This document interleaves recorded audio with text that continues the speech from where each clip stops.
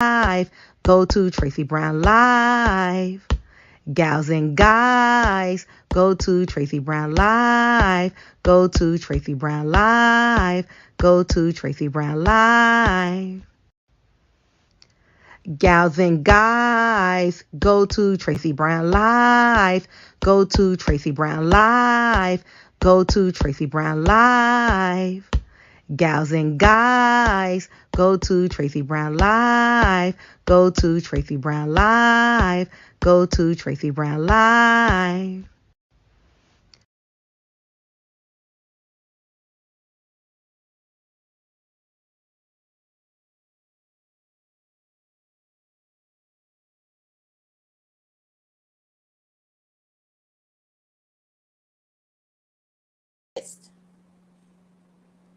So, how is everyone doing today?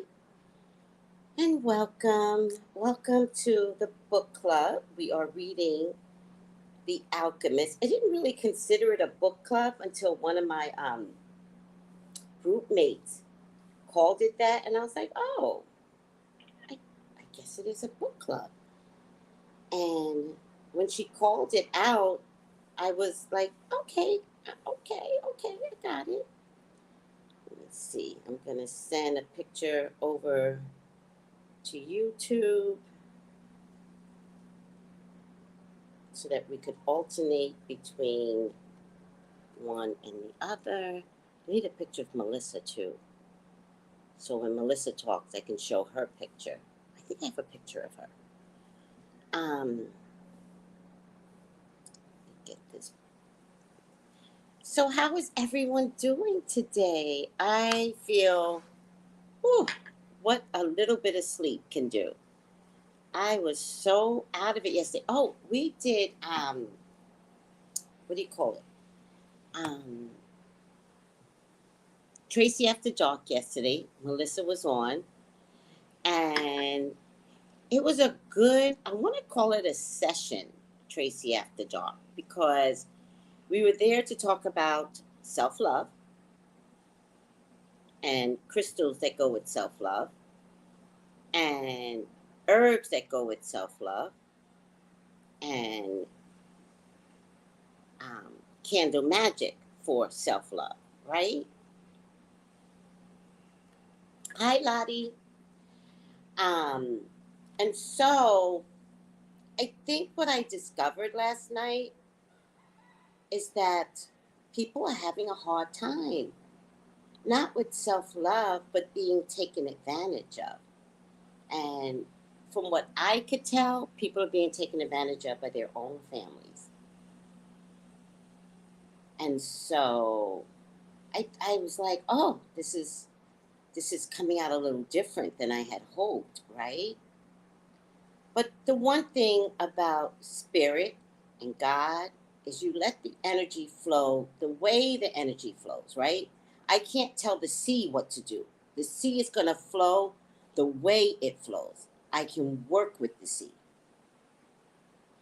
So last night I was looking at everybody's comments and I was like, yeah, people are having problems with identifying self love, and is it okay to say no, right? All that guilt that comes with saying no.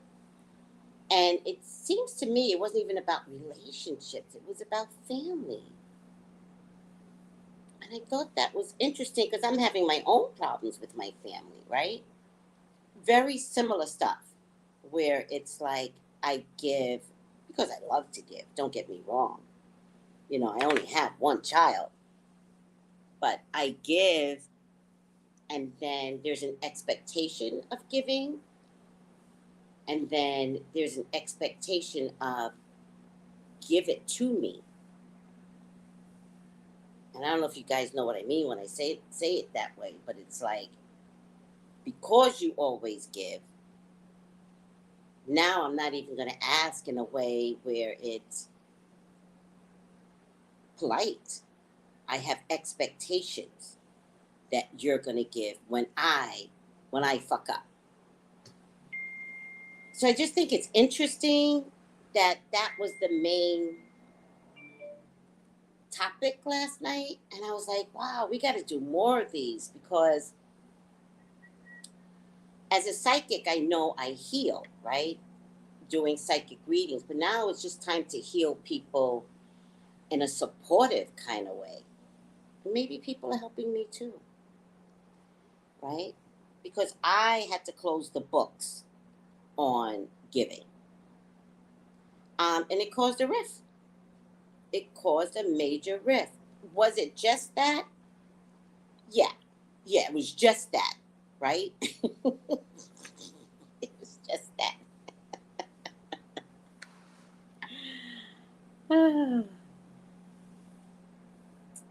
So, oh, I put it on YouTube, Lottie, so don't worry. You can go back and retrieve it. All right. Um, in any case, there was no sun this morning. I have no coffee. Could have walked to McDonald's to get coffee, but I didn't want to. Who wants to do that? But we had a good session last night, and I just want to tell everyone thank you. Thank you for the session. It was really, really good. All right. So we're reading the book The Alchemist, and there's just a lot of stuff that's a lot of changes that are going on. Does anybody, like, are you feeling The Alchemist the way I'm feeling it? Let me see something. I love the way this is so disorganized. My favorite thing to do is be somewhat disorganized. Alrighty now. Let me just, I thought I put The Alchemist as a picture on my iPad, but it's not showing up. Maybe I just need to delete some things on my iPad.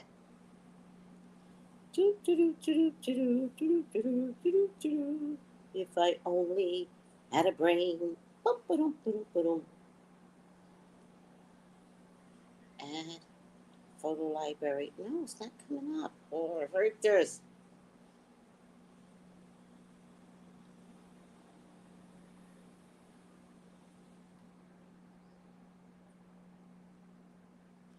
All right, Lottie, I hear you saying how worried you are, but is it a real worry, or is it a worry that gives you something to worry about? What's going on? You're not being clear, and I need you grounded to tell me exactly what is going on. Just take your time and type it out. All right?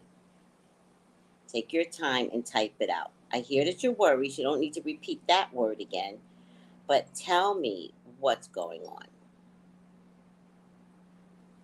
All right? Oh, there's so many things that happen. Let me get rid of so many things here. I don't even want to have these pictures.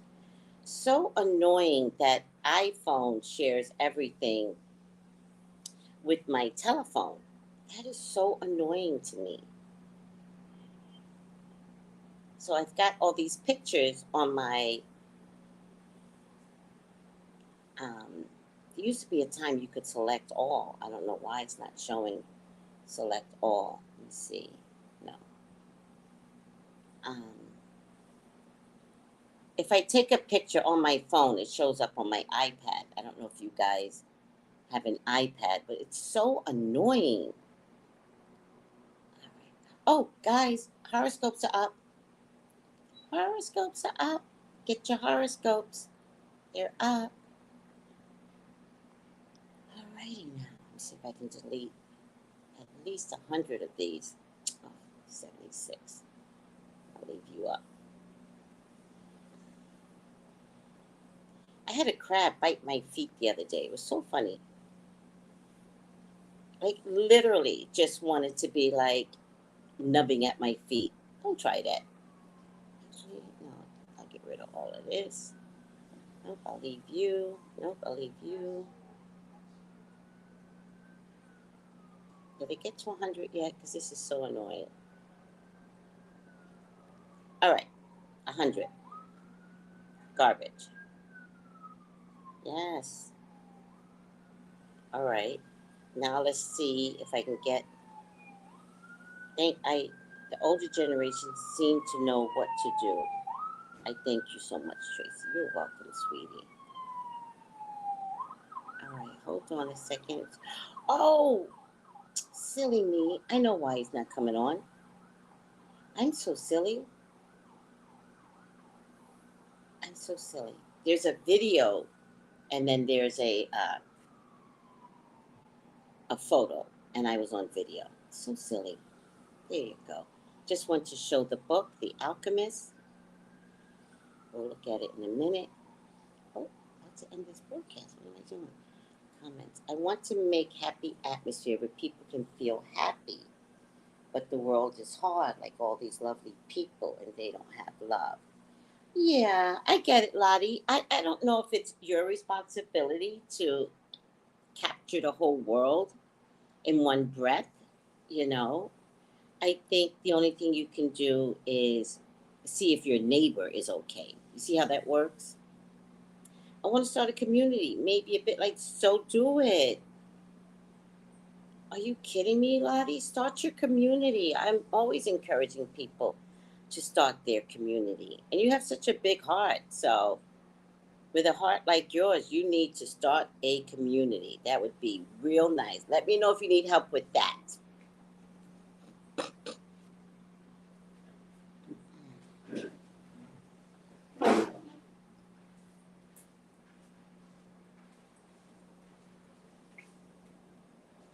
All right, let me bring Melissa Burton on.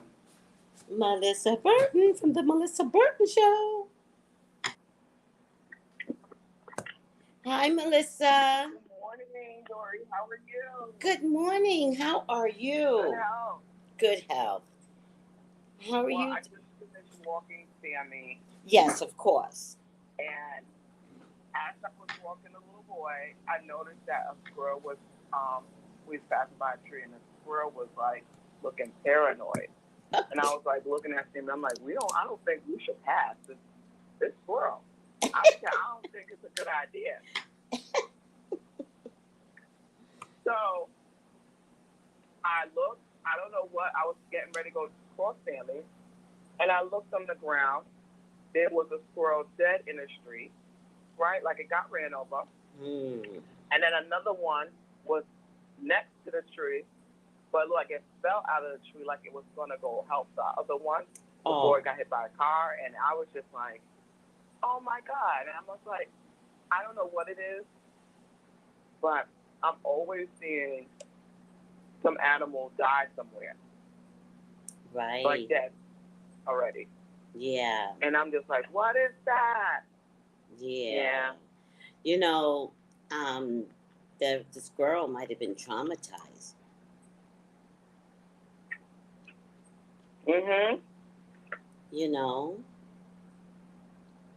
might have been traumatized. Just didn't know what to do at that point. Oh. I know, and I was just like watching it, and then all of a sudden I'm going home, and it's actually walking, running slowly on a telephone line, but it's like thinking as it was keep going. Mm-hmm. And so when I got to my front door, I just yelled out to the squirrel that sorry for your loss. Good girl. Yeah. Yes. But I have to say, as I was walking Sammy, when after I seen the squirrel and looking paranoid, and I looked down, I'm the only person that's not screaming. Nobody else out there was screaming. I'm the only one out there screaming. You were screaming? I was screaming out God's name. Oh. I was screaming out God's name. I said, oh my God. Because Melissa. I seen one thing first, I seen the one on the street. I screamed at that. And then as I looked at the tree, I screamed again. And I was just like, what is going on? Oh. Ain't nobody get out their house and say, are you okay? Nothing. Oh, it's just like, I tell you, it's like, wow.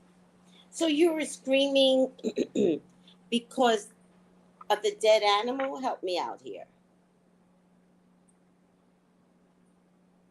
I was screaming, "Oh my God!" Got When it. I seen the ones in the street, Got it. and then I didn't realize another squirrel had died. Oh. So it's like I said it twice. Yeah, Yes. because you never know. You know how you look at one thing, but you don't realize you don't see the whole picture. Yes. You see the whole picture. Yes. Yes. And then I realized, like, oh my God, like the squirrel.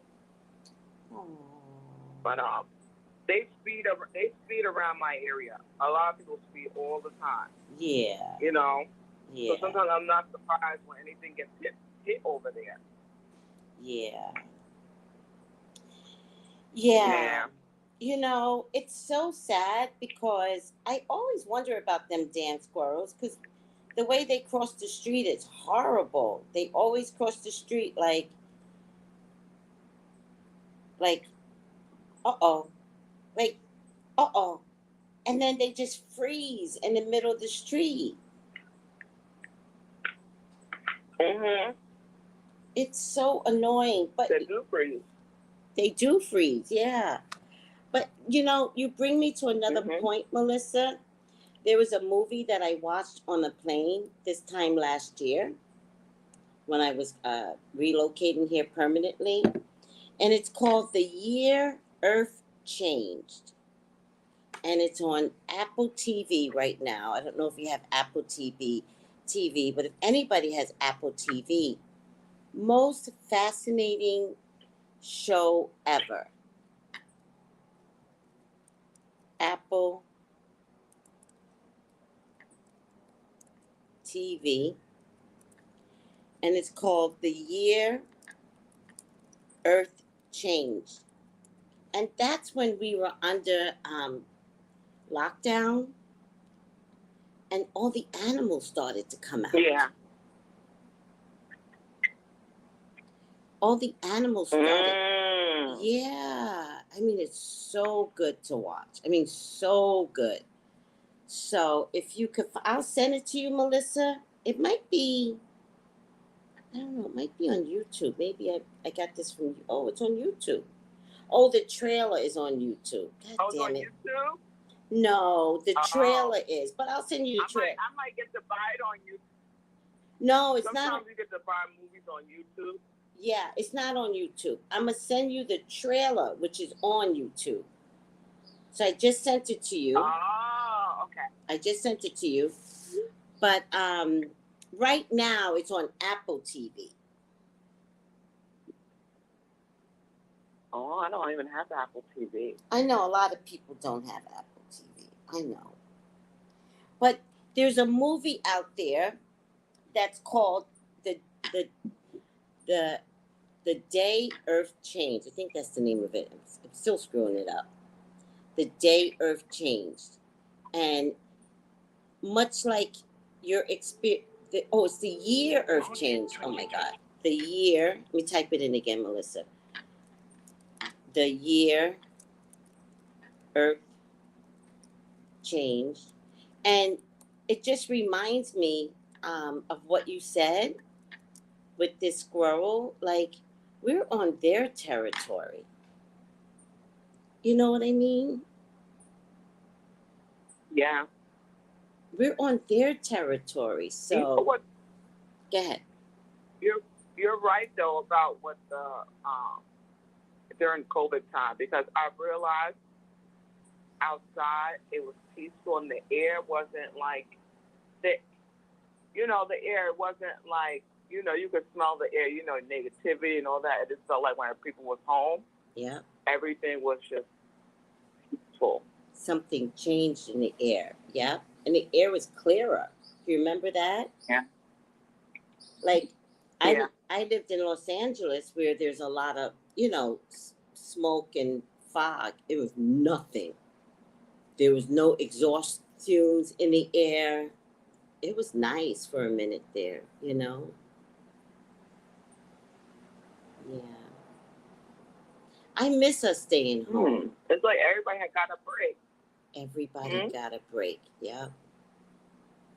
Everybody. Us, the animals, You know, we started to look at our children, not like they're annoying, but like, oh, these guys are fun and funny, right?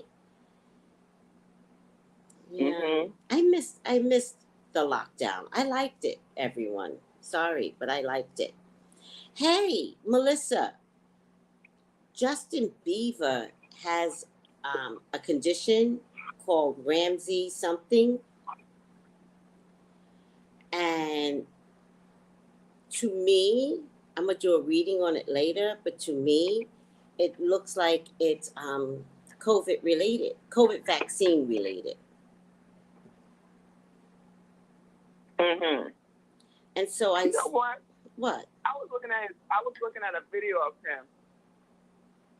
Mm-hmm. I don't know. I think it was him and the wife. They were in a convenience store or whatever. Mm-hmm.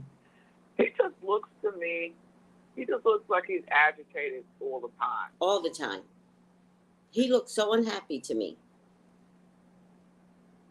Yeah. I believe what you're seeing. He looks like he's agitated all the time. Mm-hmm.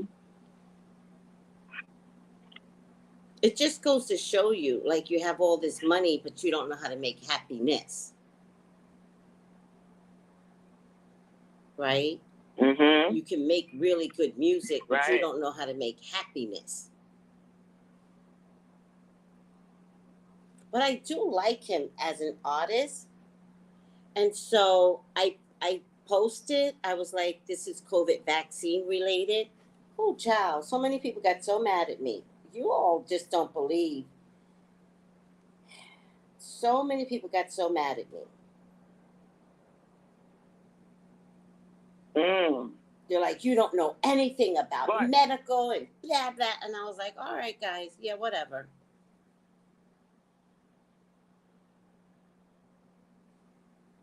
you know what? Hello, everyone. You know what? Hmm. Who cares what they think? Because you know what? When Exactly. it pops out, then you're going to be like, oh, they're going to be, oh, they can't say nothing. But they'll be hiding in the bushes, but they still won't want. Exactly. And that's, you know, some of the comments that I made back to them was like, they're like, really? Really? And I was like, really? Like, I'm not backing down. And I was just sending the message to him, right? Yeah. See, validation. See? I was sending the message, right? I was sending the message to him so that he could maybe see it and ask his doctors, is this COVID vaccine related? I mean, what do you people think? That you got a vaccine and there's no side effects? Get out of People here. still getting COVID with the even with the jab. A lot of people are still getting the COVID anyway. Did you see Gail? You know? Yeah. Did you see Gail King? She said No. she said she got both the vaccine plus two boosters and got the COVID anyway. You got it anyway. Yep. Yeah. That's because you're supposed to be wearing your mask. It's just like, absolutely. Mm-hmm. You know, I agree with you with wearing the mask. Yeah. And you know, I wonder, do you ever think there's going to be like another lockdown? Because I really think that it will be helpful. And please, people, stay. Even if the government gives you money, stay your ass in the house. Yes. For once. Yes. Well, I know that people couldn't help it. They couldn't stay in the house for even 3 months. Yes. It was like torture for them. And I'm just like, why? You're not out there working in a hospital or a nursing home. Then just enjoy your time. Yes. Because you whine when you got to go to work anyway, right? Mm-hmm. I don't want to go to work today. You had 3 months of not having no manager or boss in your face. Mm-hmm. Oh, my gosh. The blessings that came with it. I know. I thought it was a blessing too, seriously. I thought it was such a blessing. I enjoyed it, but you know, I was always on lockdown anyway. Before the lockdown, I was working from home. So when everyone had to work from home with me, I was like, welcome to my world. People complained at first, but after a while, they were like, I love lockdown. I love it. You know? Just know you could sit there, you could be at home and working in pajamas. Yes. You don't have to worry about fighting to go see if you got clothes to wash so you can go to work. Yes. Yes. And talking about clothes to wash, it really did change the retail industry, right? Because nobody was trying to buy clothes now. People were staying in their pajamas 24/7. Yeah. Sophia says yes, there is going to be another one. I think it needs to be another one. I just think, you know, China's out of control to this day. They still can't control COVID over there. What is that? What is it? Singapore? Singapore still has problems.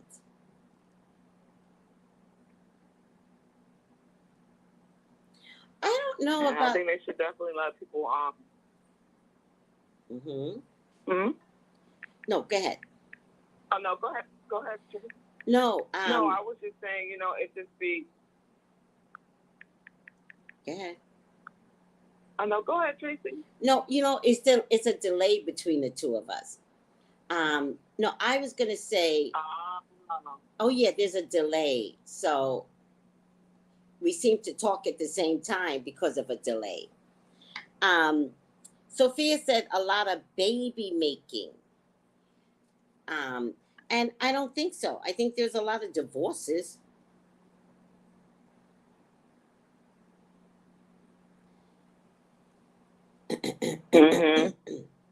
That's what I think. I think people realize they don't like to be. They couldn't be in the house with each other for 3 months. People hated each other. They realized. Yeah. It was so funny to watch. Too funny. Wow, they probably backed up too, huh? With the divorce and everything. Oh yeah, the courts are backed up for all that kind of stuff. Yep. But I just checked Singapore, and it's 3,000 cases still a day. That's a lot. I think it's a lot. 3,000 cases a day. Go ahead. What you saying? I said, even over here, even though the buses are free for 3 months, I have to tell y'all, there's a lot of people up here that's not wearing no mask. They're on the bus acting like they can't get nothing. But I thought, is it New York City? I can't believe it. Is it New York City or? No, I live in Westchester, New York. But so like Westchester, the Hudson Valley and stuff, those areas. They don't have the same rule? They ain't wearing no mask on no bus. They don't have the rule like New York City does? No, I don't think so. Oh, shit. No. Damn. Yeah. So they're all getting on the bus, no mask on, and imagine, it's free. So, it could be, there's a lot of people out there that, they stop doing the whole, well, let me go and drive my car to the gas. They're on the bus, but, you don't know what they do for a living, and you don't know who they've been around. Yes. They ain't got no mask on. Oh, no. Oh, no. I'm like, wow. I wear mine, and even when I take some days, I say to myself, I'm going to sacrifice to take an Uber home or something, because sometimes, even though it's free, doesn't mean that it's good for you. Right. Exactly. Right. But Melissa, I was checking New York, and they got 3,000 cases a day too.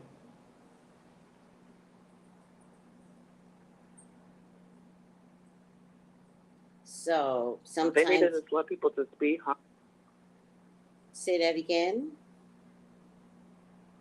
I said that people need to stay their ass home this summer, but they're not. No. They are not. They are just out. Yeah. Yeah. I think that's the sad part, like the lack of consideration, but many people have grandmas and stuff like that. That's what's sad to me more than anything. Right? To want You to know be what's so true? selfish. Yeah, remember the nursing homes? Remember last year the nursing homes? A lot when the COVID first started, a lot of them were dying. Yeah. Remember the numbers were big. Yep. I remember. It was sad. Mm-hmm. But New York City is claiming Just that wash your hands. New York City is claiming they got over the last wave.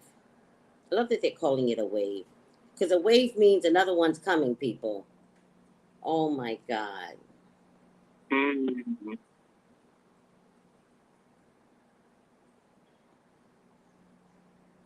You know, I wanted to. I have to look up. I don't know, like, so up here where I am, right in Westchester, Mm-hmm. a lot of people go and put pesticides on their grass, right? They get the companies to cut their grass and put pesticides, Yes. right? Mostly we see the cats, they die. Because, your pet not supposed to be in it, or if they're in it, you have to clean them up or whatever because it's toxic for them, it's poison. Right. And I'm just thinking to myself, I don't know why I'm like, I have to look up more about pesticides, but I just feel like, well, could it be almost related to COVID a little bit because people spray all the time on their grass? Mm-hmm. It's airborne. Mm-hmm. So I don't know. I've been thinking like that for a couple of months, but I just never looked it up or anything. Yeah. You know? One of the pesticides company got sued for cancer because people were getting cancer from the pesticide. I never knew that. Yes. And yes. people that I understand they spray so they can have that green grass and luscious look, but is it worth it? No.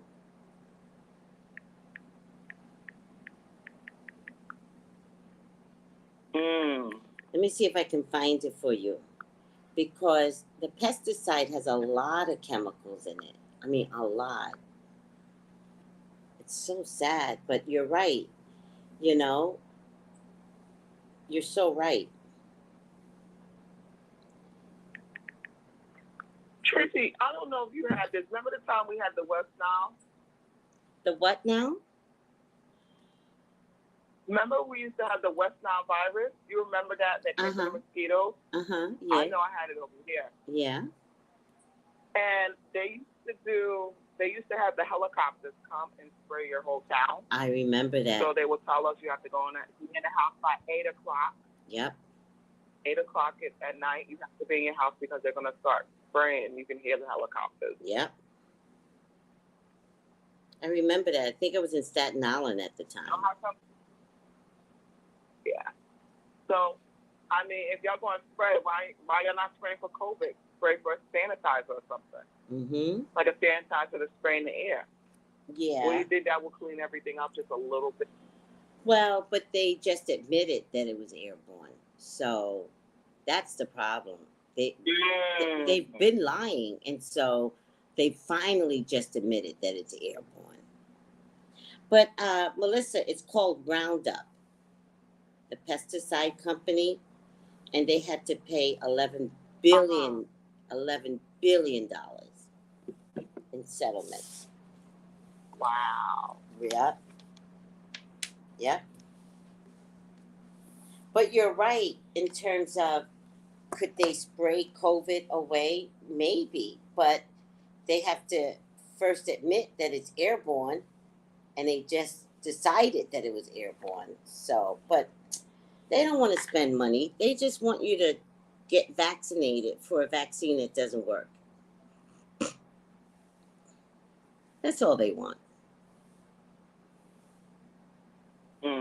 Period. Yeah, That's true. Musing said it too. Monsanto. Musing said Roundup pesticides. Thank you, Musings. Thank you. All right, Melissa, do you want to get reading the book? Sure. Oh, wait, Melissa, before and hi, everybody, you too. Oh, Melissa says hi, everyone. Melissa, before we get started, last night's topic was a little deep, wasn't it? It was good. You know what? You made me realize that I need to go and buy me one of those water bottles, infusers that you can put fruit in it. Uh-huh. To put your... I was like, I have to order that. So, like, having that discussion last night, I was like, oh. Yeah. This is a good way to, like, you could do magic with your water. Mm-hmm. And you're using the fruit, which is magical. Yes. Using the citrus, where we talked last night about the lime and the lemon. Yeah. And I was like, oh. I was like, this is a good idea. So I think that's what I'm going to go and order and have that for the summer. Yes. Yes. Also, cucumber. Putting cucumber in your water, that's not magical, but cucumber has its magical properties too, but it gives it a little bit of flavor too. Cucumber, so you could put cucumber and lemon. Mm-hmm. Yeah, I had that before, the cucumber. Cucumber, it's light, but yes. Also it depends. Like if you use a lot of cucumber, then you're going to get it to be a little bit more stronger, but it's not bad. Yep, it's not bad at all. all. People want to mix this summer with the whole. Well, last night's discussion was very good. Like I was like, wow. Like, just learning to the, especially a lot of people in the comments how they were feeling the discussion,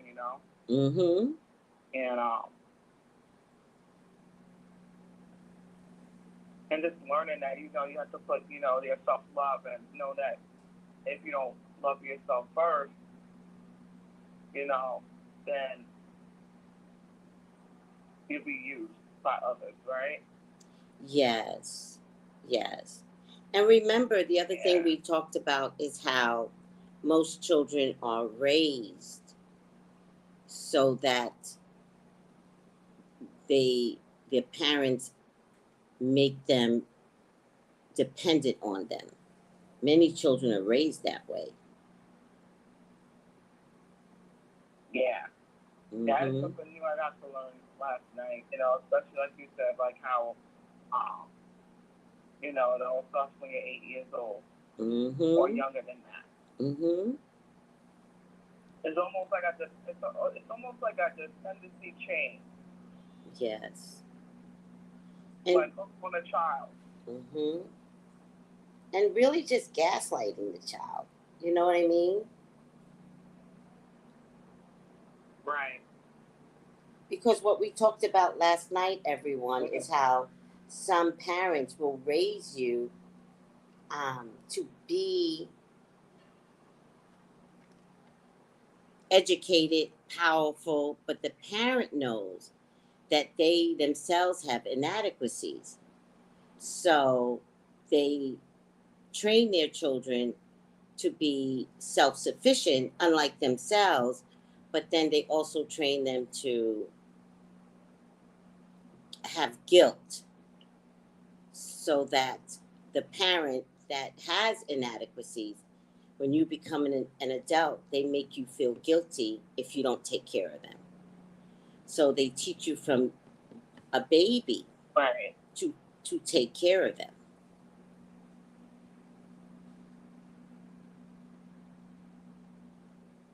All right? And so a lot of that came out last night where people are dependent, their families are dependent on them, and they're tired.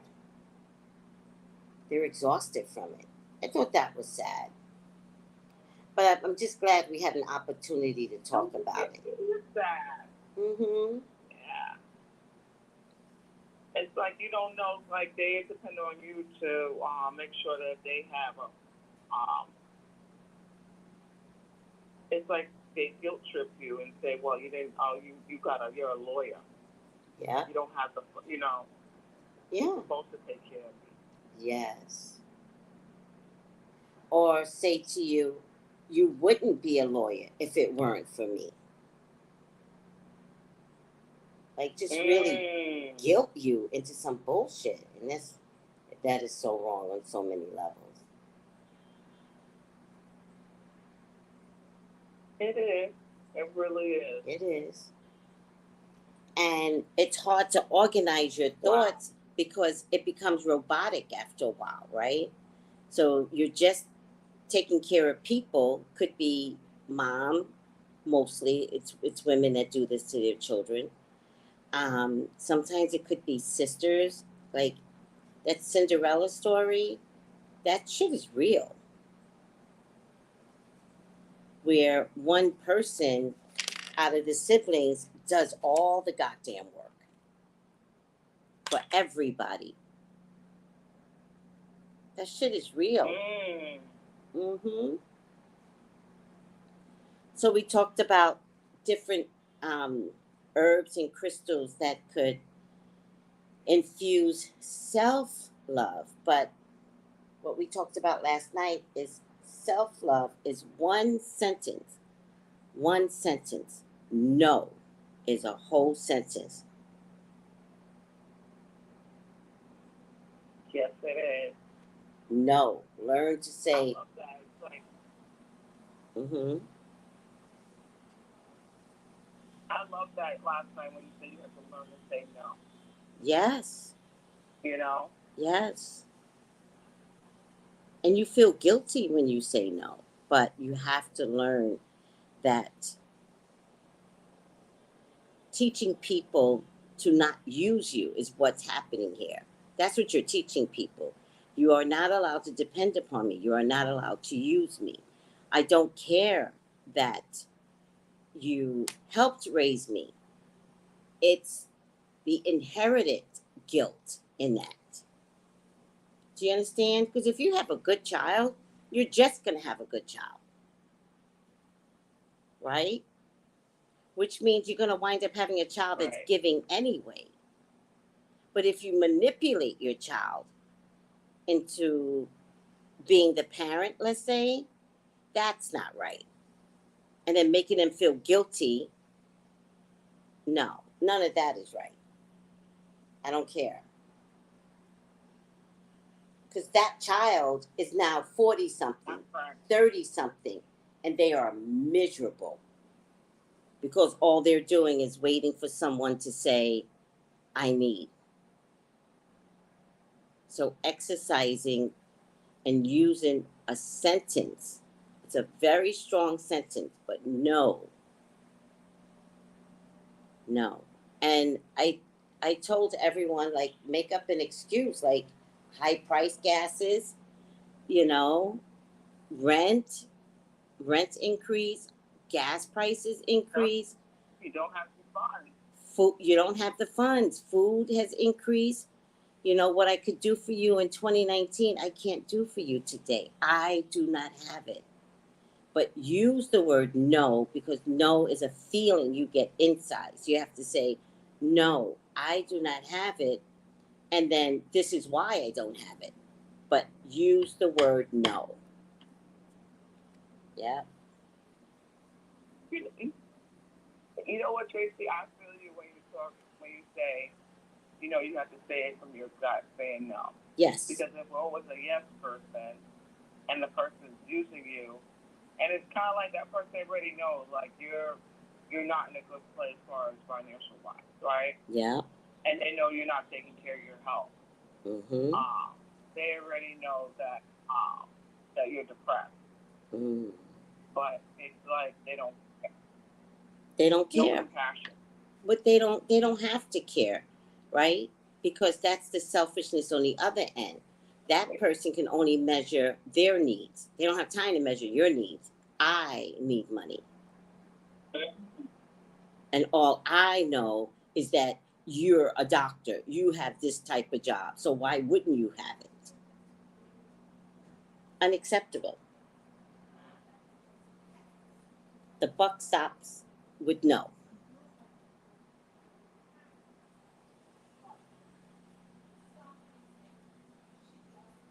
All right, Melissa. It really does. It's so powerful. It's grounding, so it keeps you grounded. Exactly. Exactly. Exactly. But it's practice. You're grounding yourself. You're grounding. Yeah, practice. It's practice because you're undoing what was put inside of you. All right, sweetie. Let's get to the book.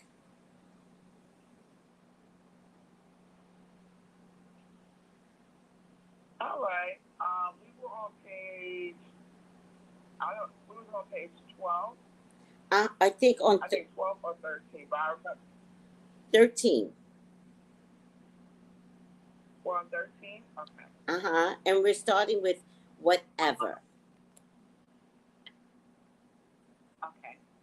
Whenever he could, he sought out a new road to travel. He had never been that ruined church before. Hold on, sweetie. He had never been to that ruined church before. No, Melissa. Ruined. You know how you ruin something? Oh, ruined. Yes. Ruined.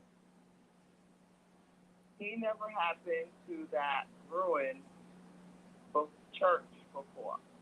Yes. In spite of having traveled through those parts many times, the world was huge and inexcusable. Inexhaustible. Oh, inexhaustible.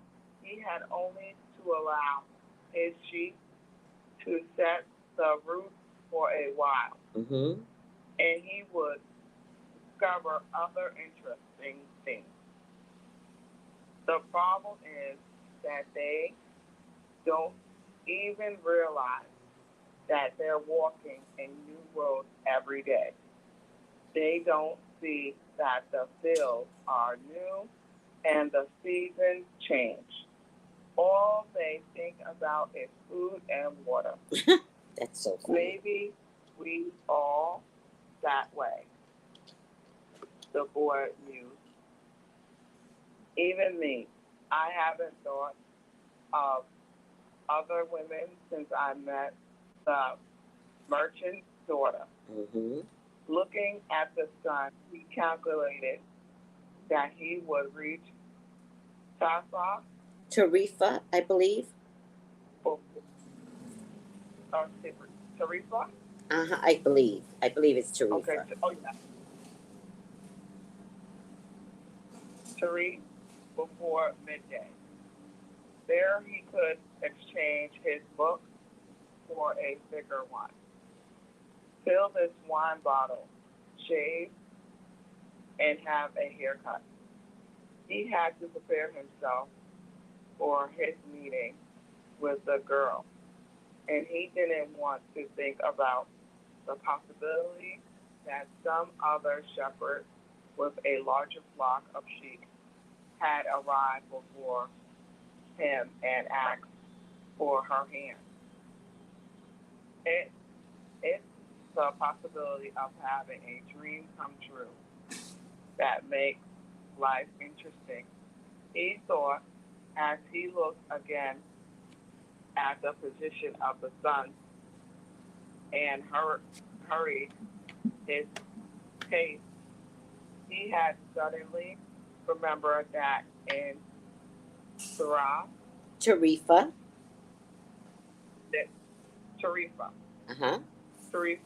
there was an old woman who interprets dreams. Yes. The old woman led the boy to a room at the back of her house.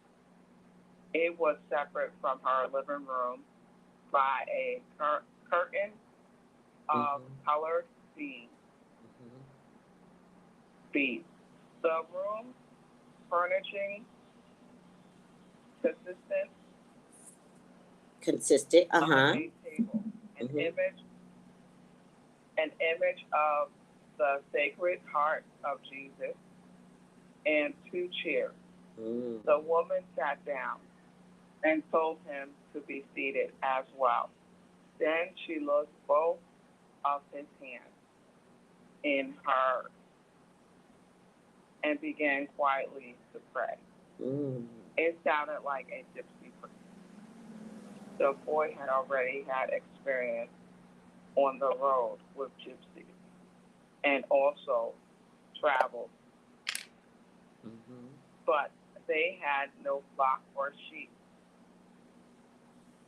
People said that the gypsies spend their lives tricking others. It was also said that they had a pact with the devil. A pact. That they had a pact with the devil. And that they kidnapped children and taking them away to their mystery camp, made them their slaves. As a child, the boy had always been frightened to death that he would be captured by gypsies. And this childhood fear returned when the old woman took his hand in hers. But she had the Sacred Heart of Jesus there, he thought, trying to reassure himself. He didn't want his hand to begin trembling, showing the old woman that he was fearful. He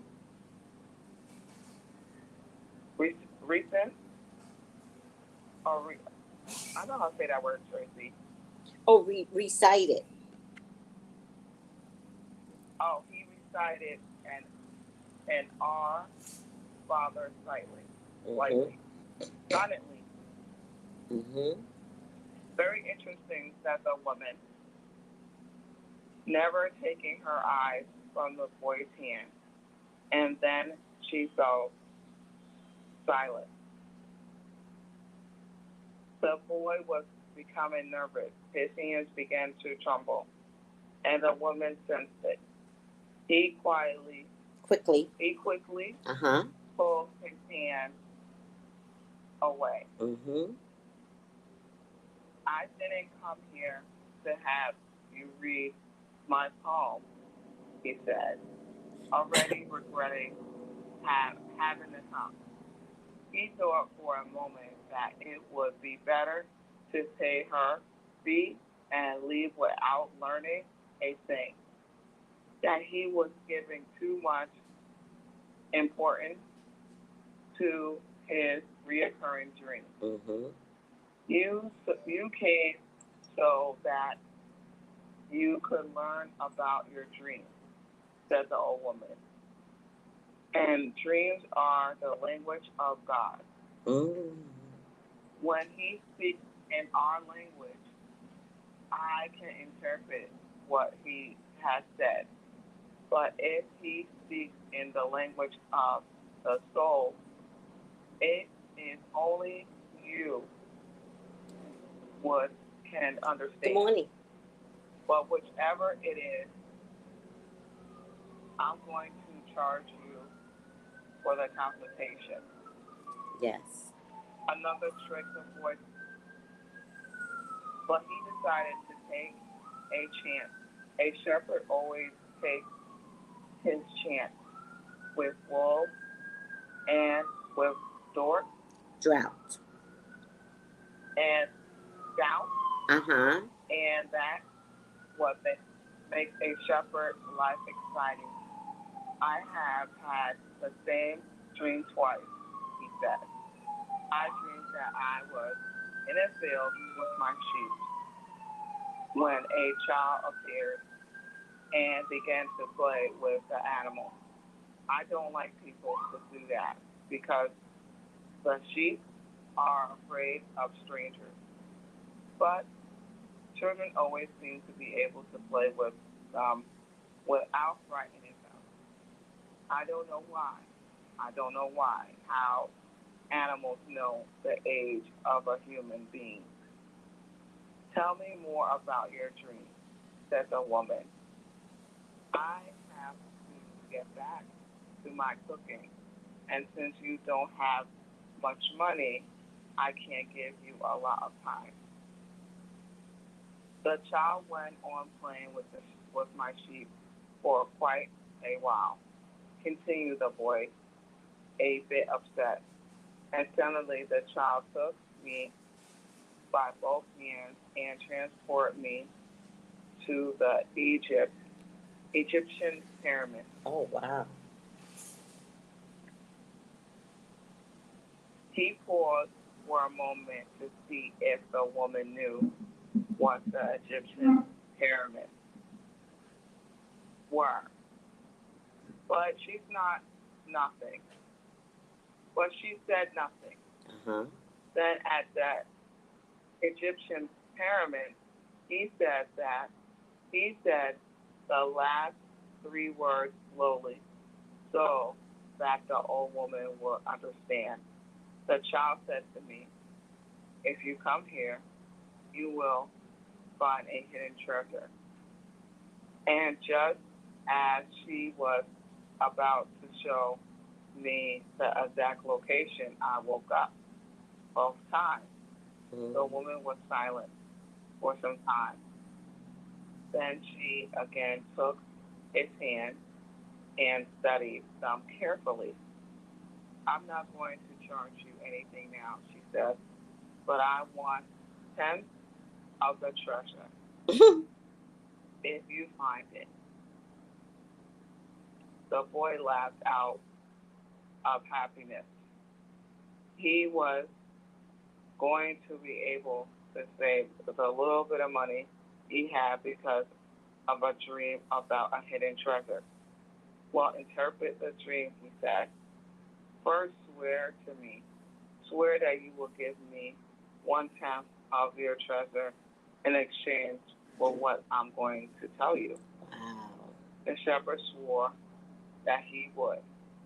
The old woman asked him to swear again while looking at the image of the Sacred Heart of Jesus. It's a dream in the language of the world, she said. I can interpret it, but the interpretation is very difficult. That's why I feel that I deserve a part of what you find. And this is my interpretation. You must go to the pyramids in Egypt. I have never heard of them, but if it was a child who showed them to you, they exist. There you will find a treasure that will make you rich, you a rich man. The boy was surprised and then irritated.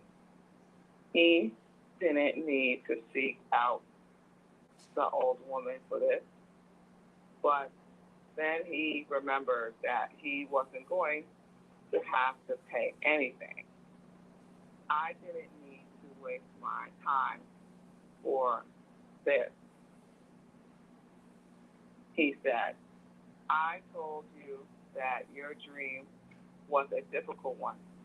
It's the simple things in life that are the most extraordinary. Only wise men are able to understand them. And since I'm not wise, I have had to learn other arts, such as reading of palm. Well, how am I going to get to Egypt? I only interpret dreams. I don't know how to turn them into reality. That's why I have to live off what my daughters provide me with. And what if I never get to Egypt? Then I don't get paid. It wouldn't be the first time. And the woman told the boy to leave, saying she had already wasted too much time with him. So the boy was disappointed. He decided that he would never again believe in dreams. He realized that he had a number of things he had to take care of. He went to the market for something to eat. He traded his book for one that was thicker, and he found a bench in the plaza where he could sample the new wine he had bought. The day was hot, and the wine was refreshing. The sheep were at the gate of the city in a stable that belonged to a friend. The boy knew a lot of people in the city. That was what made traveling appeal to him. He always made new friends, and he didn't need to spend all of his time with them. When someone sees the same people every day, has happened with him at the seminar, they wind up becoming a part of that person's life. And then they want the person to change. If someone isn't what others want them to be, the others become angry. Everyone seems to have a clear idea of how other people should lead their lives, but none about his or her own. He decided to wait until the sun had sunk a bit lower in the sky before following his flock back through the field. Hold on, 3 Melissa. days from now. Hold on. Where did you end at? Everyone Okay. seems. And then, what's the last sentence? Oh, you want me to read? Oh, the last sentence is 3 days from now he would be with the merchant's daughter. Oh, okay, stay right there. Back on page 12. Back on page 12, he said, whenever he could, he sought out a new road to travel. He had never been to that ruined church before, in spite of having traveled through those same parts many times.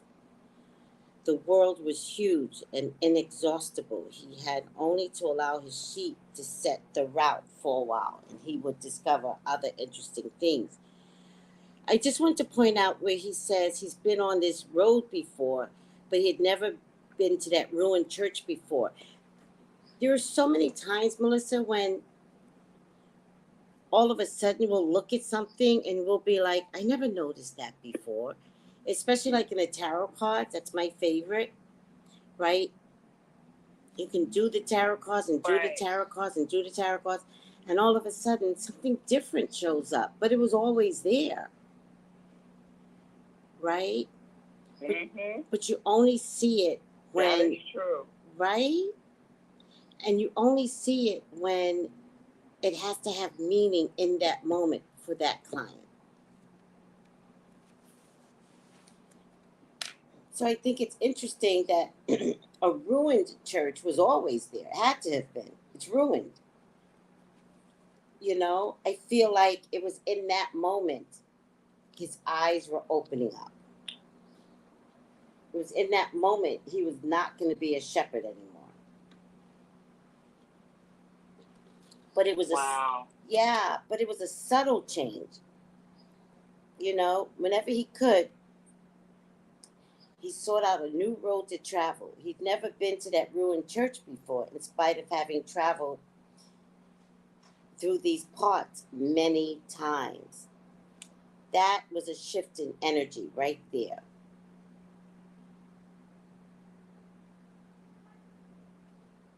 That was the shift. Yeah, you're right. It is a shift of energy. Mm-hmm. And it's just like, it's like he's been there all the time. So it's like, Mm-hmm. it's like almost like a new perspective. Yes. Right? Because he's been there all the time. But it's a new perspective. Yes. On what he did not notice was there, was always there. Yes. Yes. Or like Musing says, a shift in energy, right? But then I think it's interesting Right. when he goes to the gypsy, who we know the gypsy's a con artist, right? He knows the gypsy's a con artist. She knows she's a con artist. You and I reading the book, we know she's a con artist, right? I just thought it was interesting that we're talking last night about how people take advantage of you, particularly if you have money. And she says to him, and I don't understand the point of it yet, but she says to him, I'm not going to, she looked at his palms and she studied his hands. So she saw something. And she goes, I'm not going to charge you. But you do need to get to Egypt. You need to get to the pyramids. And when you find your treasure, I take 1/10. Like, what? And it just brings me and back. And then she made him swear. Yeah. Twice. And I just think it's interesting. Like it's just funny how things are well coordinated, right? Through spirit, right? Because it wasn't my intention. But I just think it's interesting that talking about self-love last night and how a lot of people have problem with personal self-love because all their lives they've been manipulated. I'm not trying to blame people, but I am saying that's what it comes down to. And it comes down to recognizing, am I being manipulated? Because I don't like myself. Because I'm always giving to selfish people. That's why I brought up the Cinderella story. This kid has some inadequacies.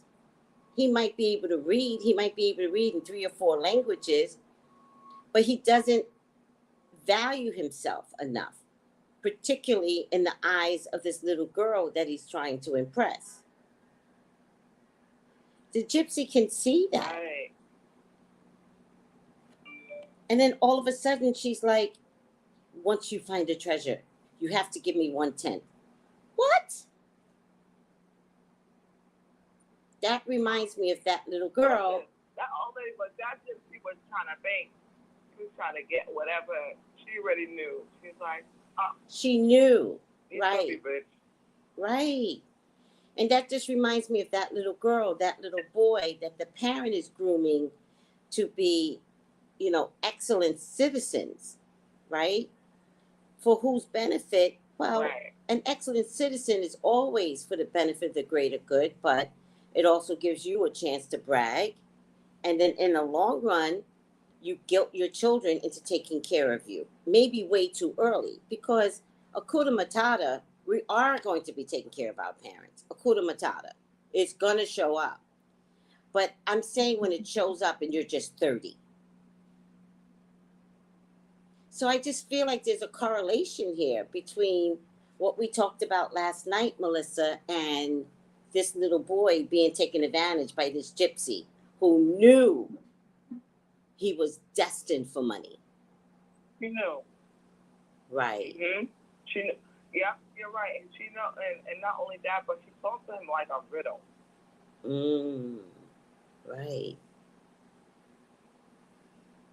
Right. And also, how she talked about she was trying to tell him to go and everything, and that she live off of whatever her daughters give her. So that tells you she has that energy of being a taker. Oh my God, this is exactly what we were talking about last night. I missed that part, Melissa. Yes. She was complaining basically. I live off of what my daughters give me. Like, you don't have to, ma'am. If your daughters are making a living, you can make a living too. Wow. Right? She lives off of whatever her daughters give her. She sounded like she said it resentfully, though.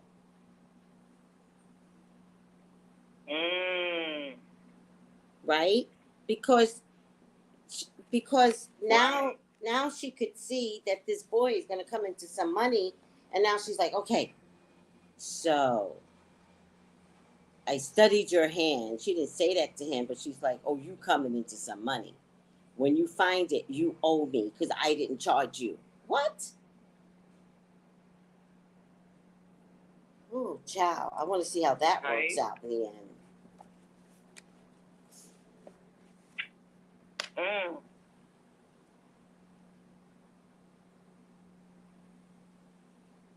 But it's just surprising. That shows you she uses. She knows how to manipulate to get what she wants. Yes. And this relates back to people using you. Right? That's why books like this are important, because you get to see yourself. And it's not okay. None of this is okay. None of this works that way. You're not allowed to use me, but it's a hard wake-up call. And when you do wake up, you're knee-deep in being used. You've been trained to be used. Oh, musings. Very good point. Musing says, I always thought gypsies were fake psychics, but they are real psychics that manipulate. Abso-fucking-lutely. They absolutely have the gift.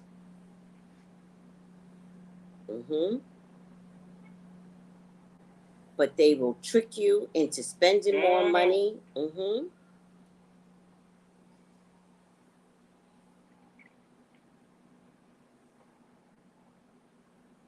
So sad. That's wild. Yeah. I say, yeah, that is sad. And you know what? It's like, in a way, she kind of didn't want to read him because she's like, you don't have enough money. As if she's not grateful for him coming to her. Which is why she lives in poverty. Which is why she's dependent upon her daughter. Do you understand? Like, she showed who she was. And then you could tell she was disgusted with her own daughters. But, ma'am, it's not your daughters, it's you.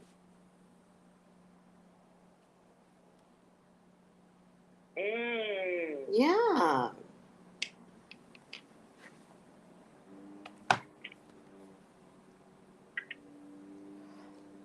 That's true, too.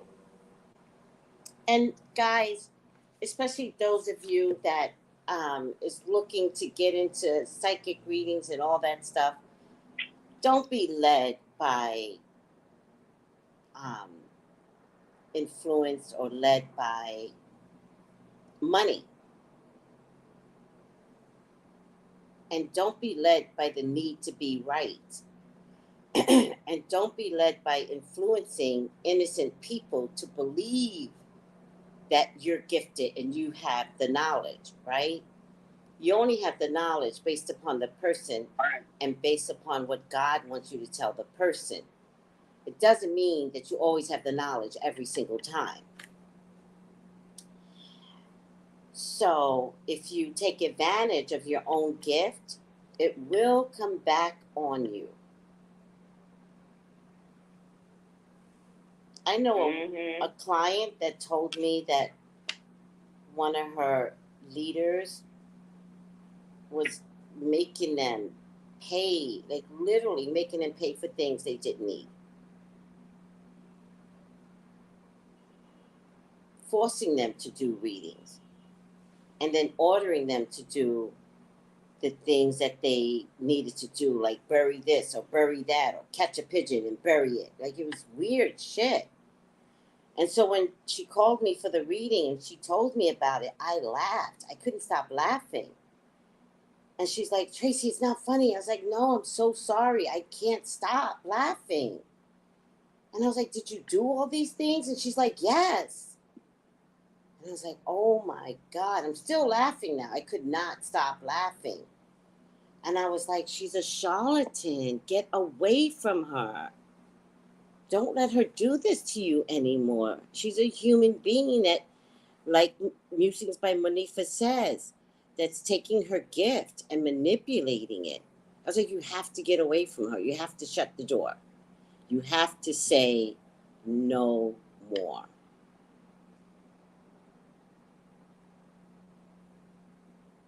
Right? No more. No more. Wow.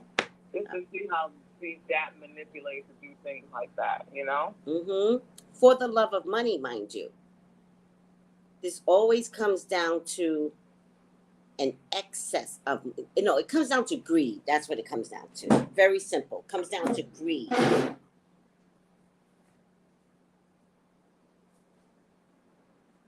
And it comes down to people's vulnerability, Melissa, right? I feel vulnerable, so I'm going to believe anything that you say.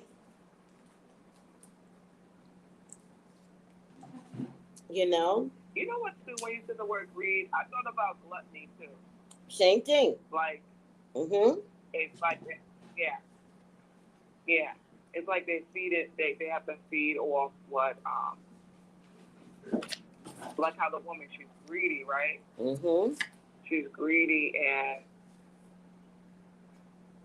that's the energy that the boy, I think the boy sense that a little bit, because he knows that they take your money. Yes. He did know it from the beginning.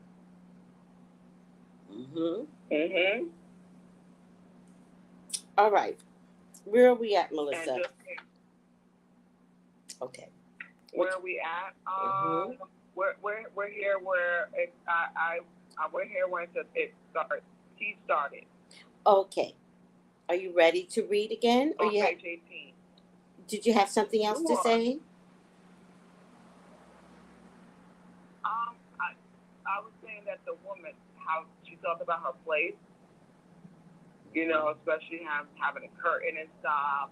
So it's all like almost like you already know that she was living in poverty and stuff. Not having a section to have her set up because you said she had a curtain. Yes. I don't know if the curtain was between kitchen or the living room, something like that. Yes. Yeah. Good point. And so we're on page 18, and we're down on the bottom where it says, he started to read the book he had bought. On the very first page, it describes a brutal ceremony. Burial. Or is it brilliant? Burial. Burial? Okay, burial ceremony. And the names of the people involved were very different to pronounce. If he ever wrote a book, he thought he would present one person at a time so that the reader wouldn't have to worry about memorizing a lot of names. When he was finally able to concentrate on what he was reading, he liked the book better. The burial was on a snowy day, and he welcomed the feeling of being cold. As he read on, an old man sat down at his side and tried to strike up a conversation. What are you doing? What are they doing? The old man asked, pointing at the people in the plaza. Plaza, you're right. Working. Oh, plaza? Okay, great.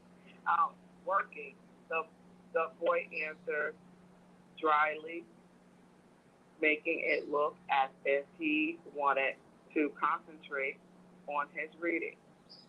Actually, he was thinking about shearing his sheep in front of the merchant's daughter so that she could see that he was someone who was capable of doing difficult things. He had already imagined the scene many times. Every time the girl became fascinated fascinated when he explained that the sheep had to be sheared from the back to the front. He also tried to remember some good stories to relate as he sheared the sheep. Most of them he had read in a book, but he would tell them as if they were from his personal experience. She would never know the difference because she didn't know how to read. Meanwhile, the old man persisted. Or is it besides? Oh, it's Chrissy? No. The old man persisted. Oh, persistent. Thank you. Meanwhile, the old man persisted in his attempt to strike up a conversation.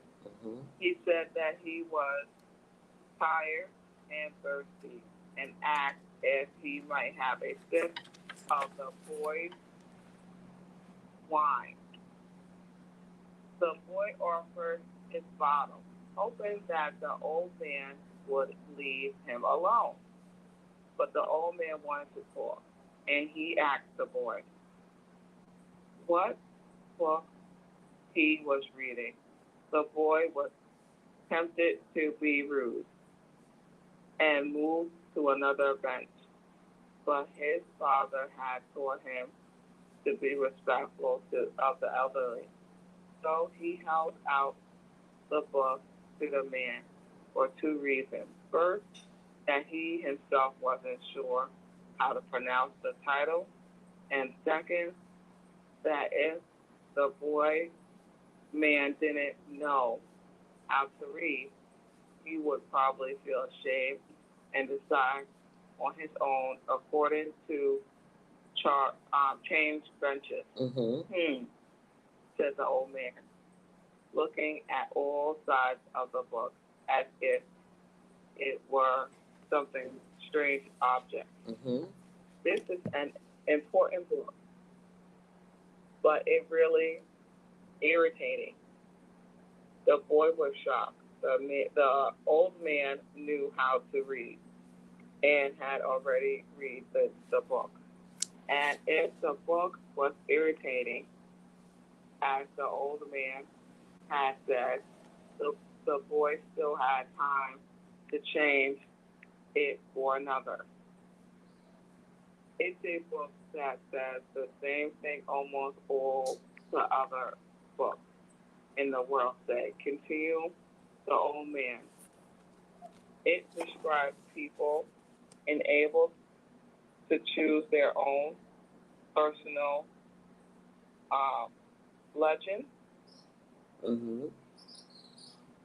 it ends up saying that everyone believes the world's greatest lie. What's the world's greatest lie? The boy asked, completely surprised. It is that at the center point in our life, we lost control of what's happening to us. And our lives become controlled by faith. That's the world's greatest lie. Okay, let's stop there. That never happens to me. Let's stop there. It's a Okay. Yeah. It's a what's the world's greatest lie? The boy asked. It's this: that at a certain point in our lives, we lose control of what's happening to us, and our lives become controlled by faith. That's the world's greatest lie. So, I find that interesting because isn't that what church teaches us? Doesn't church teach us? Live by faith, die by faith, walk by faith, right? Right. But can't we change our faith?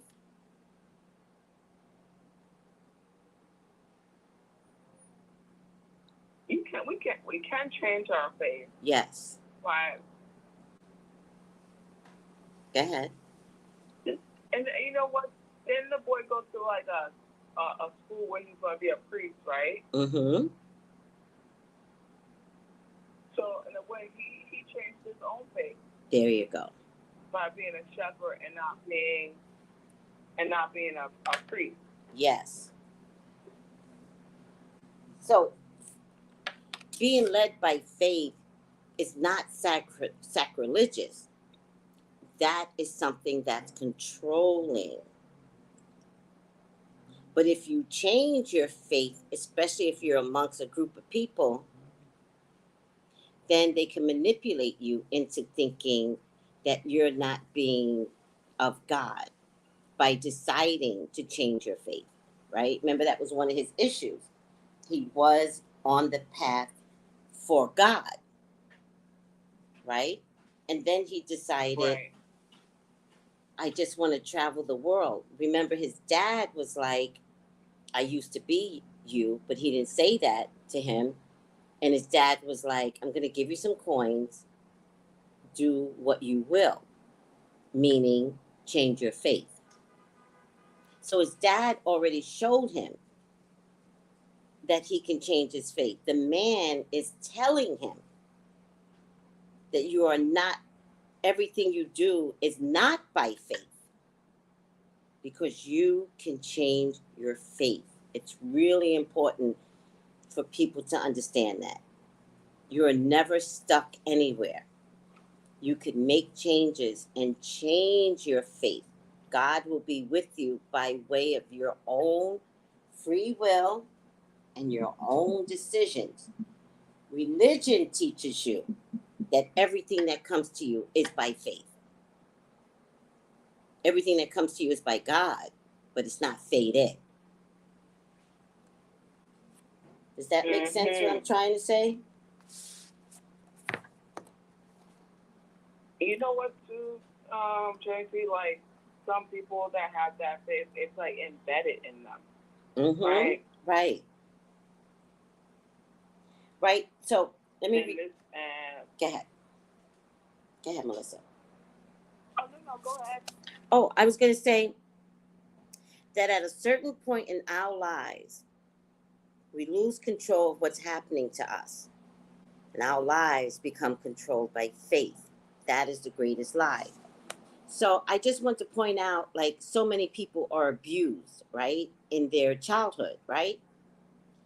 And then they become adults. Right. They become adults. And at some point in their adult life, can we not change what happened to you as an abused person? No. But do you remain being victimized as an adult by way of what happened to you as an abused person? At some point in your adult life, you could take what happened to you, the horrible experience, and make it into something powerful. That means you, the person, can become a counselor, can become a psychologist, can become a nurse, a teacher, anything, so that you could then identify what abuse looks like because you had the experience personally.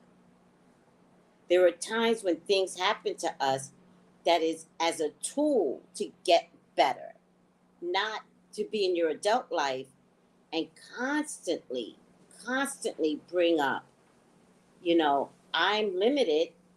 People don't say that, but I'm limited because I was abused.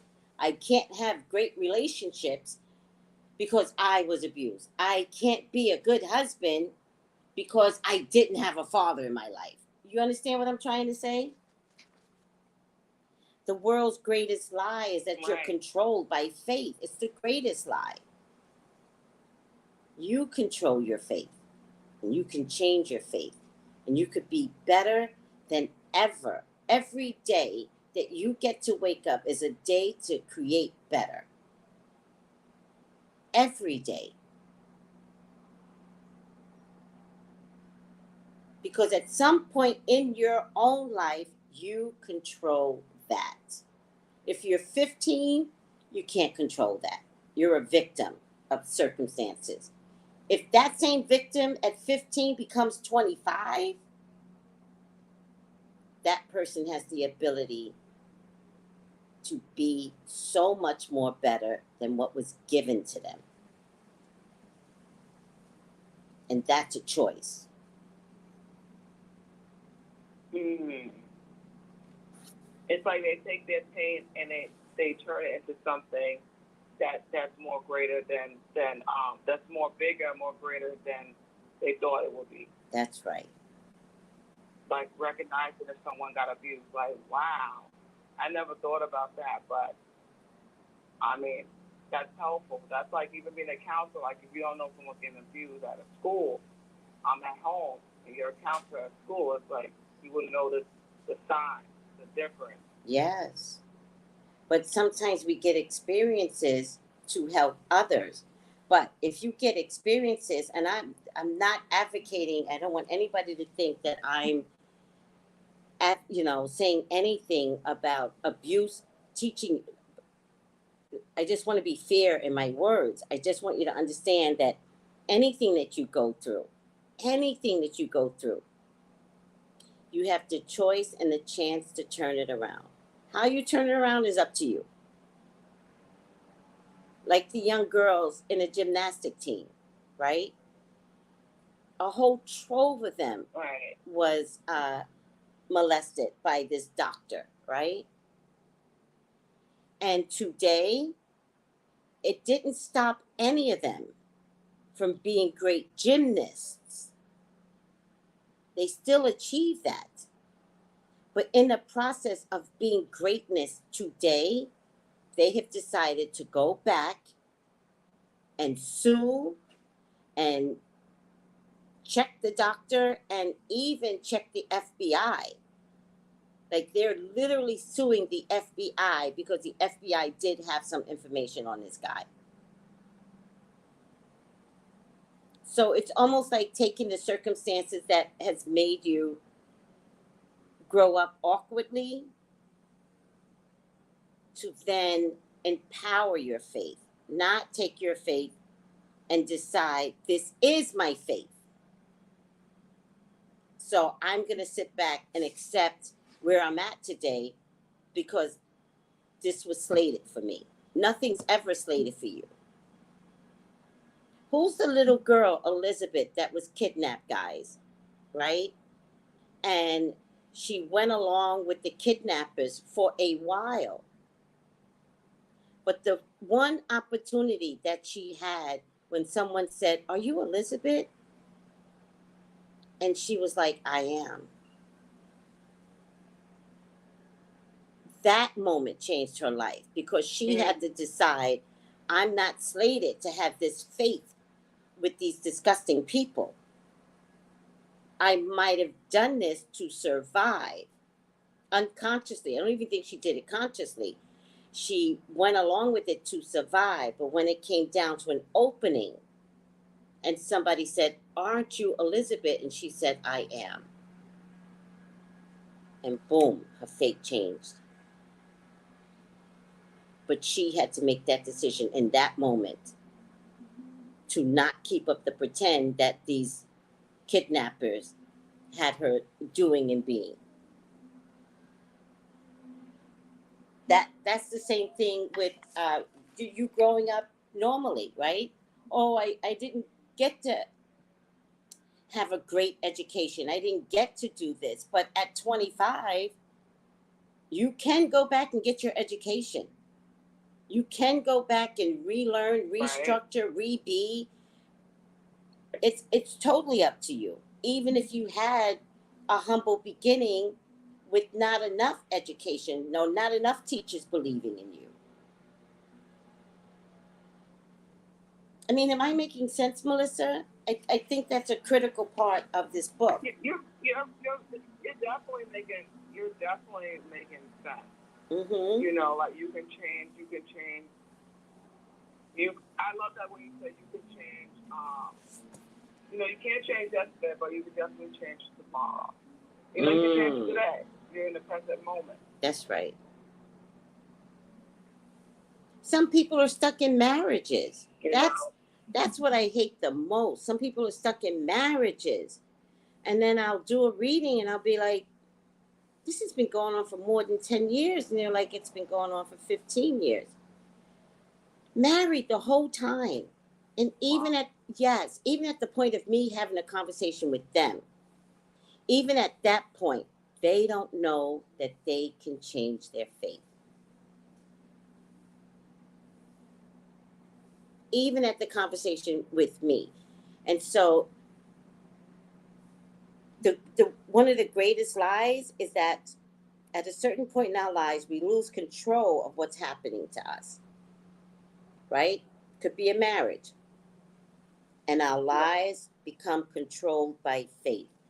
I see this so much in marriages and relationships, and people don't know they have the right to exercise, I don't want to date you anymore. Get out. It ends today. I'm getting a divorce. I'm quitting you.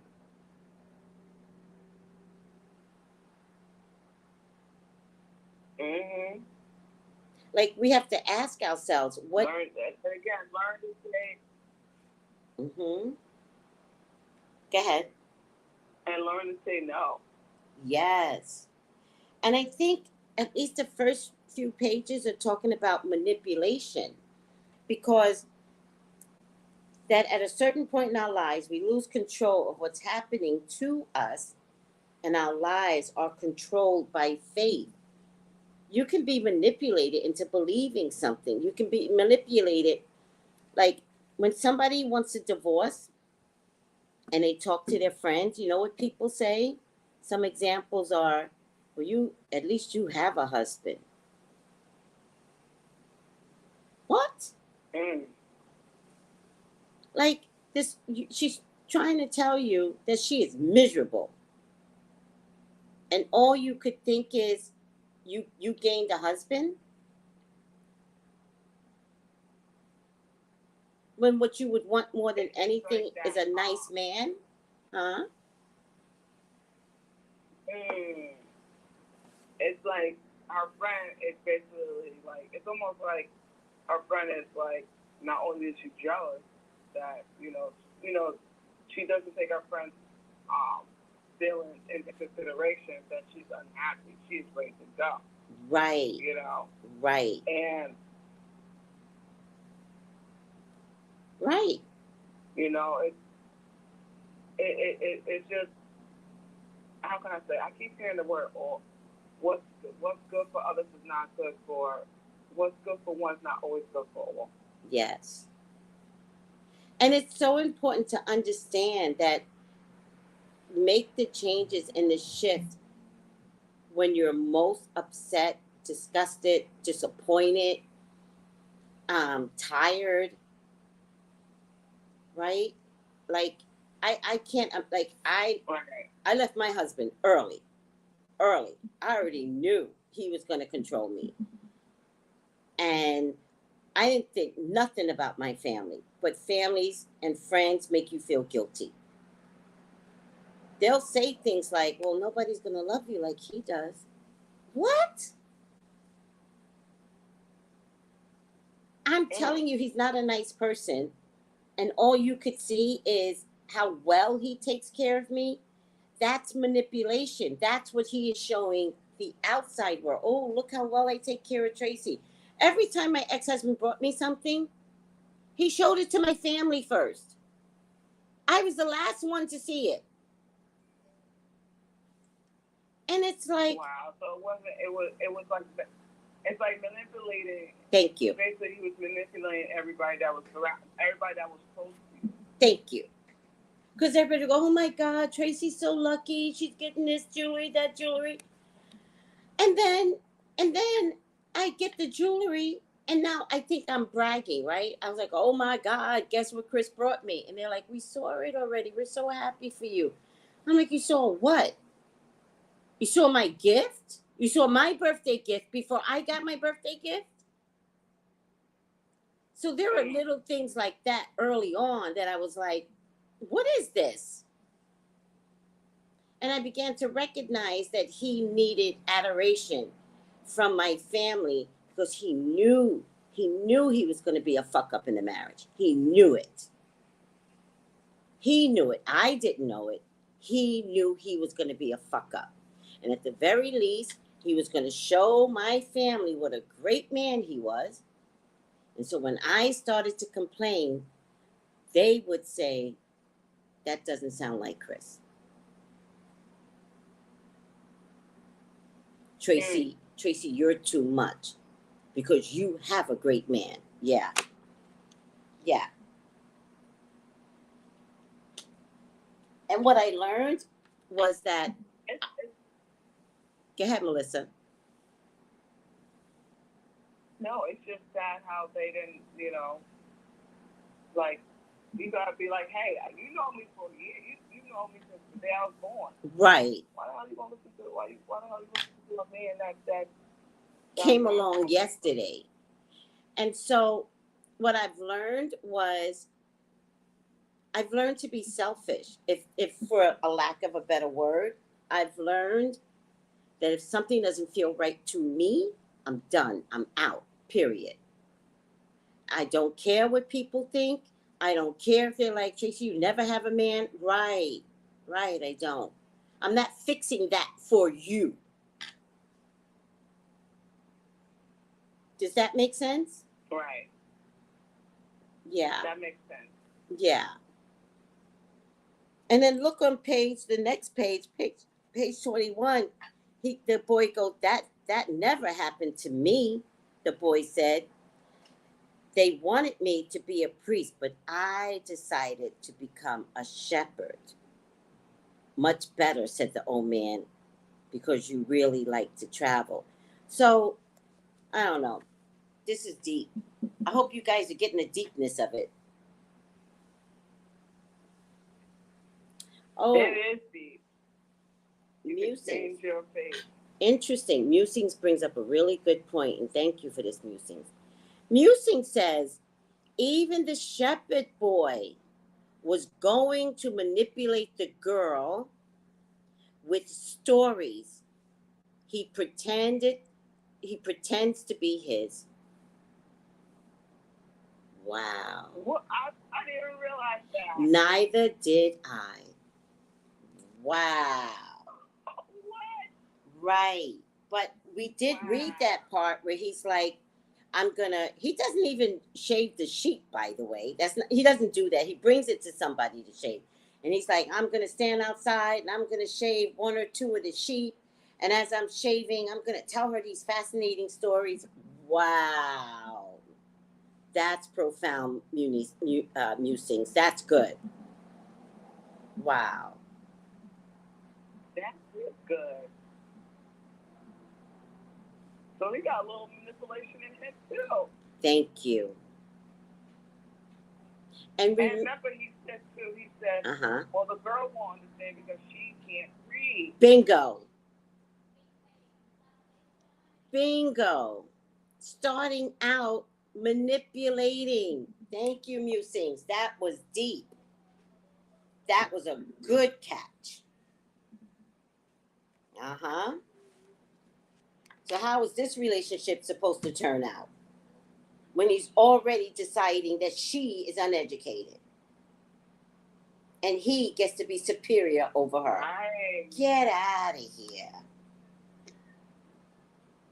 Wow. So deep. That is deep. That is deep. So he basically can, in a way, he basically can mind fuck her too. Exactly. Thinking that he knows all these people. He was already planning to do it. But look how the old man comes along and is kind of shifting him somewhat, right? Because remember, spirit knows what you're thinking. The old man is spirit, and spirit comes along to kind of get in there and start shifting his thinking, right? Starts getting him away from this dream of influencing this little girl for his greater good, not for hers. So the old man is spirit now. That's the way I see it. Oh, child. Go ahead, Melissa. Wow. We got a few more minutes. Much better, said the old man. They wanted me to be a priest, but I decided to become a shepherd. Go ahead, Melissa. He knew what I was thinking, the boy said to himself. The old man, meanwhile, was leafing through the book without seeming to want to return it at all. The boy noticed that the man's clothing was strange. He looked like an Arabic, which was not usual in those parts. Africa was only a few hours from Cairo. Tarifa. One had Tarifa. I have to remember that. Tarifa. One had only to cross the narrow strait by boat. Arabs often appear in the city, shopping and chanting their strange prayers several times a day. Where are you from? The boy asked. From many places. No one can be from many places, the boy said. I'm a shepherd, and I have been to many places, but I come from only one place, from the city near an ancient castle. That's where I was born. Well, then, we could say that I was born in Salem. The boy didn't know where Salem was, but he didn't want to ask, fearing that he would appear ignorant. He looked at the people in the plaza for a while. They were coming and going, and all of them seemed to be very busy. So, what's in Salem like? He asked, trying to get some sort of clue. It's like it always was, it always has been. No clue yet, but he knew that Salem was in I can Andalusia. Andalusia. Now you got me saying it wrong. Andalusia. I gotta look it up. Mm-hmm. And it's where he would already have heard it. And what do you do in Salem? He insisted. What do you do in Salem? The old man laughed. Well, I'm the king of Salem. People say strange things. The boy thought. Sometimes it's better to be with the sheep who don't say anything, and better still to be alone with one book. They tell their incredible stories at the time when you want to hear them. But when you're talking to people, they say some things that are so strange that you don't know how to continue the conversation. Mm-hmm. My name is I don't know how to say this word. I think it's Mel Chai's name. Yeah, I mean, your guess is as good as mine. Melchizedek, said the old man. But Melissa, let's stop here for a minute. Oh man, how? Melissa, let's stop here for a minute. This man was very confident. He was like, "Well, who are you?" And the boy said, "Who are you?" And the old man goes, "I'm a king."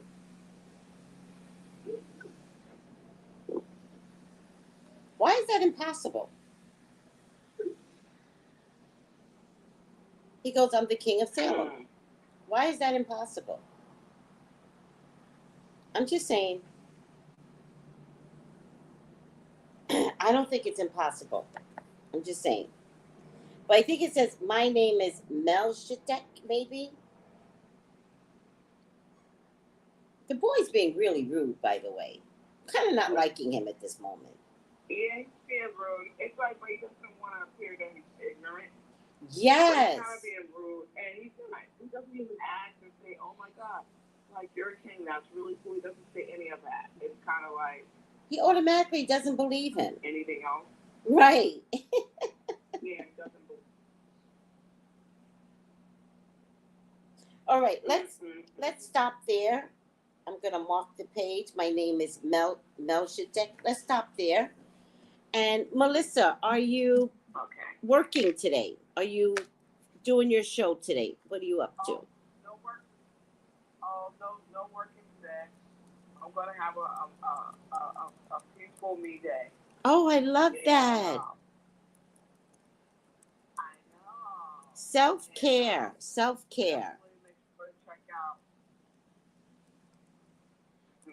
But I do want to tell everyone. Go ahead, Melissa. I'm sorry. Oh, no, I was just saying, like, to make sure that if anybody didn't watch the show last night about self-love, go check it out. Yes, thank you. Yes.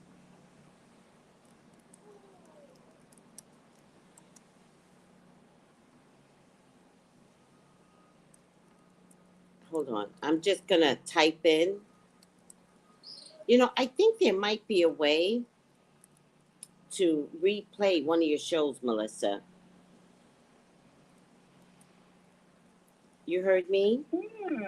Yeah, I think there might be a way. Yeah. But I put no Melissa Burton show today. Self-care. Self-care. Let me see. Self-care for herself, which I love self-care. It's such a big deal to me. Listen to previous recordings on the Melissa Burton show at Tapped In on Block Talk Radio. There you go.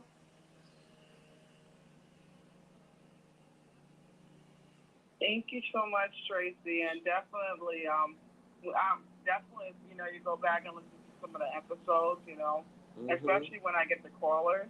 Yes. I mean, you get to hear their stories and then to hear, what they've been through, and sometimes somebody that's listening but don't call in, it kind of confirms what they needed to hear. It does. I agree. Melissa, thank you so much for today. 90 seconds. Thank you so much, Tracy, and have a great day. Thank you. You too. Take it easy. Bye. All right, bye. Bye, everybody. Bye, everybody.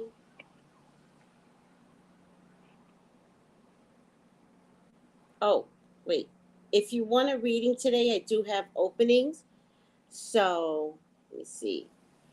213-458-7408. Just go to TraceyBrownlive.com, where all the information is there for you to order up a reading for yourself. All right? Thank you, everyone. Thank you so much. We'll see you next week. The Alchemist. Thank you, guys. Bye. Gals and guys, go to Tracey Brown Live. Go to Tracey Brown Live. Go to Tracey Brown Live. Gals and guys, go to Tracey Brown Live. Go to Tracey Brown Live. Go to Tracey Brown Live. Gals and guys, go to Tracey Brown.